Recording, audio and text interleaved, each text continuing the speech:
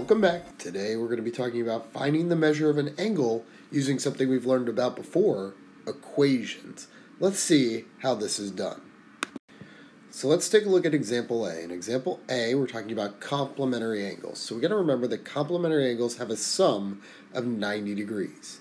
We can use this information to write an equation. So if I take a look at my angles there, one of my angles is x plus 10. That's not an amount I know. And the next angle is 2x plus 20. Again, not an amount I know. However, I do know that both of them are going to equal 90. So I can set up an equation to help me do this. So my first expression is x plus 10. My second expression is 2x plus 20. So if I know if I add those two things together, that they will equal 90, because again, they're complementary angles, they equal 90 degrees. So I know if I can add my x plus 10 and my 2x plus 20 together and equal 90, I can set up an equation. But wait, I just did, it's already an equation. So the first thing I need to do is combine like terms, so 1x plus 2x is 3x, and 10 plus 20 is 30, so my new equation is 3x plus 30 equals 90. So that's good. Now I've got an equation, a two-step equation I know how to solve. So the first thing I'm going to do is remove my constant, which is positive 30. So I'm going to subtract 30 from both sides. Positive 30, negative 30 are going to cancel out. 90 minus 30 is 60, leaving me with 3x equals 60. Then I got to get rid of my coefficient, so I'm going to get rid of that 3 by dividing by 3 on both sides. When I do that, 3 divided by 3 is going to give me 1, or 1x, and 60 divided by 3 is going to give me 20, so x equals 20. Now this is all well and good, but all I really know is x equals 20. I don't actually know the measures of my angles. I'm going to have to do something with that 20 to figure out what my angle measures are. And what I'm going to have to do is substitute that 20 in for wherever I see x. So in the first angle, I'm going to plug it in where my 20 is, where 20 is in for x. 20 plus 10 equals 30. So my first angle measure is 30 degrees. Angle A is 30 degrees. Then I've got angle B.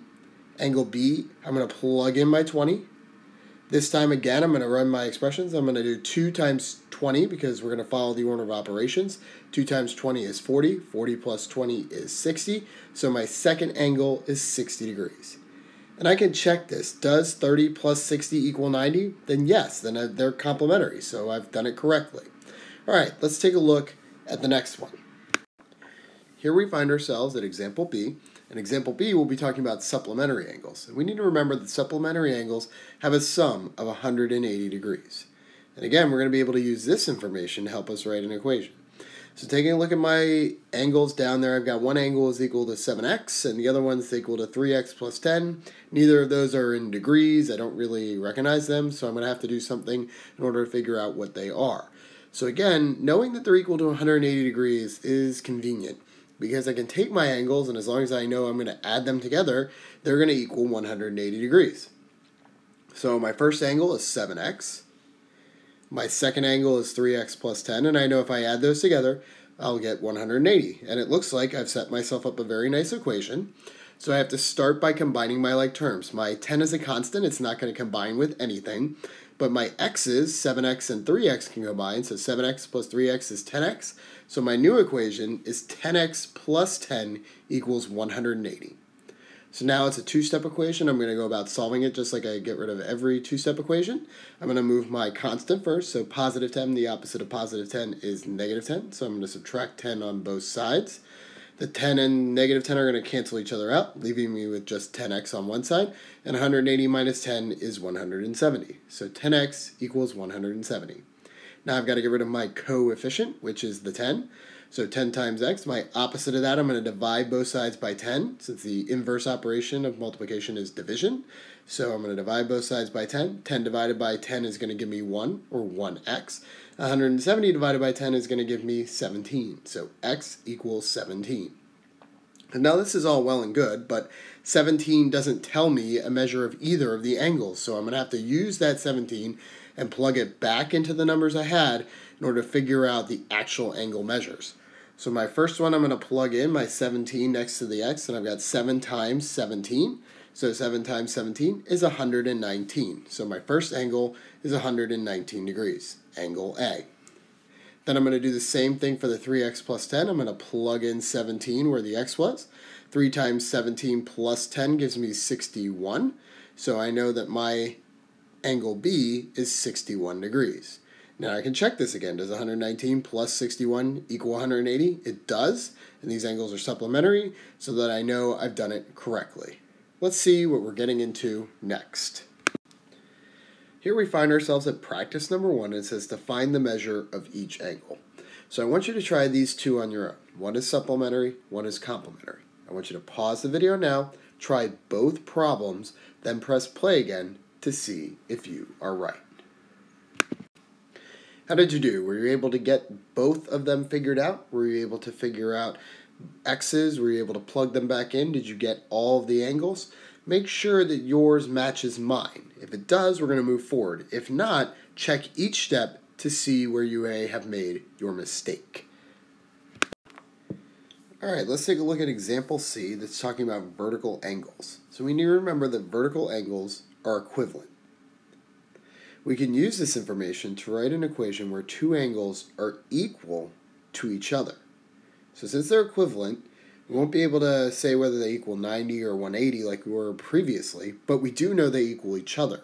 So if we can just put them equal against one another, then we can figure out what x is. So here I've got 6x plus 17 is one angle and 4x plus 35 is another angle, but I do know they're equal to each other. So I know that 6x plus 17 is equal to 4x plus 35 in this case because I know vertical angles are equal to each other. So now I've got an equation where I have variables on both sides. So the first thing I need to do is remove one of the variables. So I can either move the 4x or I can move the 6x. It doesn't matter, but I'm going to move the 4x. That way I end up with a positive coefficient. So I'm going to subtract 4x from both sides. When I do that, 4x and negative 4x are going to cancel. 6x minus 4x is going to give me 2x.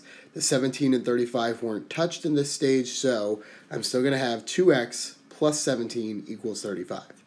Now I've got a regular two-step equation. So I'm going to start by moving my constant, which is positive 17. So I'm going to subtract 17 from both sides. When I do that, positive 17 and negative 17 are going to cancel each other out. 35 minus 17 is going to give me 18, and I'm going to be left with 2x equals 18. Now I need to get rid of my coefficient, so I need to divide both sides by 2. When I do that, 2 divided by 2 is going to give me 1, or 1x, and 18 divided by 2 is going to give me 9. So x equals 9. Now that's all well and good, but it doesn't tell me what either angle equals. So I'm going to have to substitute in the 9 for x to figure out what each angle measure is. So my first angle, angle A, I'm going to substitute in my 9, and I'm going to do order of operations. 6 times 9 plus 17 is going to give me 71. And then I'm going to do the same thing with angle B. And you're thinking to yourself, they're equal. Why don't I just already write down 71 for both? Because I want to make sure that I did it correctly. So I'm going to substitute in my 9 for the second one. 4 times 9 is 36 plus 35 is going to give me 71. So they both equaled 71, which is true. Vertical angles are going to be the same measure. So angle A is going to be 71 degrees, and angle B is going to be 71 degrees. Let's move on to some practice. Here we are at practice number 2, and it's talking about finding the missing measure of an angle. But in this case, it's talking about angle A and angle B are vertical angles. Angle A is represented by 3x, and angle B is represented by 2x plus 5. It wants us to figure out the measure of each angle. This is practice, so I want you to pause the video now, try this on your own, then press play again to see if you are correct. Okay, how'd you do? Were you able to figure out that x equals 5? Again, you only have one step in this equation once you moved your variables because there was 1x and just a constant, so x equals 5. Plugged it in and make sure that both your angles equal 15 degrees. The answer to this problem is not x equals 5. The answer to the problem is angle A is 15 degrees, angle B is 15 degrees. So the answer to each of these problems is what do the angle measures equal, not just what the x equals. Let's take a look at our next example.